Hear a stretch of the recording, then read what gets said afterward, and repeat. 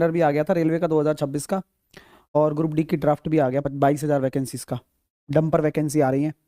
तैयारी आपकी तो काम आ जाएगी, जो बच्चा तैयारी ऑलरेडी कर रहा है उसके काम आ जाएगी, जो बच्चा नहीं कर रहा था अब कर लेना भैया, बैच वैच ले लेना, ले सको तो यूट्यूब पे तो आपको करा ही रहे हैं सारी चीज़ें। और ये जिसका बेसिक ठीक है वो 100 डेज टारगेट ले सकता है, सारी चीज़ें आपके सामने हैं। फाउंडेशन लेना है उसको फाउंडेशन ले सकता है। ये सब आपको बढ़िया तरीके से करना है कवर। 20 तारीख को मैं एक बड़ा इवेंट लेकर आ रहा हूँ, 20 तारीख को शाम को 7 बजे। हाँ, इसी 20 तारीख को 8 दिन बाद। तो आप सभी लोग उसमें जुड़ जाना, उसमें काफ़ी सारे ऑफर्स मैं आपको दूंगा, जिसका फ़ायदा उठा सकते हो जिनको अभी जुड़ना है तो। ठीक है, चलिए, कोई अगर क्वेरी है तो इस नंबर पर कॉल या व्हाट्सअप आप हमें कर लेना। तो भाई रूट 12 क्या होता है पता है क्या आपको? रूट 12 जो होता है वो होता है 2 रूट 3। ठीक है, तो ऊर्ध्वाधर छड़ की लंबाई, एक छड़ खड़ी हुई है और उसकी छाया है, तो मैं आपको कहता हूँ छाया अगर एक है तो उसकी जो लेंथ है वो रूट 3 है। आपसे पूछा गया उन्नयन कोण क्या होगा, तो मैं आपको हमेशा कहता हूँ कि जब थीटा के सामने अगर आप देखते हो 1 अनुपात, और इसके सामने तो थीटा बराबर अगर आपका 30 डिग्री है तो 1 अनुपात है, तो 60 डिग्री के सामने रूट 3 होगा, तो ये 30 डिग्री हो जाएगा। सर ये क्या चक्कर पड़ता है बेटा? इसी को ही मैजिकल ट्रायंगल बोलते हैं हम लोग, इसी को ही क्या बोलते हैं? मैजिकल ट्रायंगल बोलते हैं, और मैजिकल ट्रायंगल से ही सवालों को कर लिया जाता है। इसी तरह के सवाल आपको पूछे जा रहे हैं आपकी परीक्षा में, तो आप आसानी से कर लेना। अगला सवाल करके बताओ चलो, ये भी मैजिकल ट्रायंगल के ऊपर है।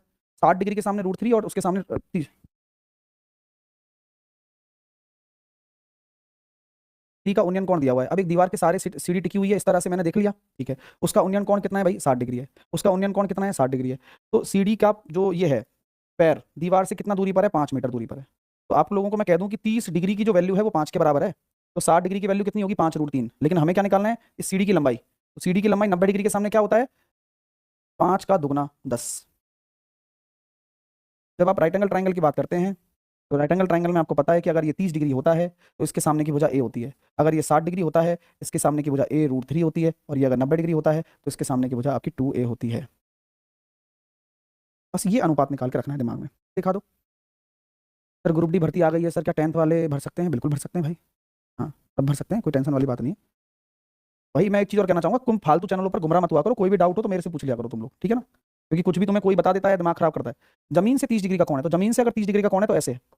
10.6 मीटर लंबी एक सीढ़ी है, तो सीढ़ी जो है वो 10.6 मीटर लंबी है। कितनी लंबी है? 10.6 मीटर। तो भाइयों मैंने आपको क्या कहा था कि ये 60 डिग्री है, ये 30 डिग्री है, तो 90 डिग्री के सामने क्या होता है? 2A होता है। तो ए की वैल्यू कितनी हो जाएगी? 5.3। तो 30 डिग्री के सामने होगा 5.3। तो सीढ़ी कितनी ऊंचाई तक पहुंचेगी? 5.3 तक। बहुत ही क्लियर कट मामला है। अगर पूछा जाए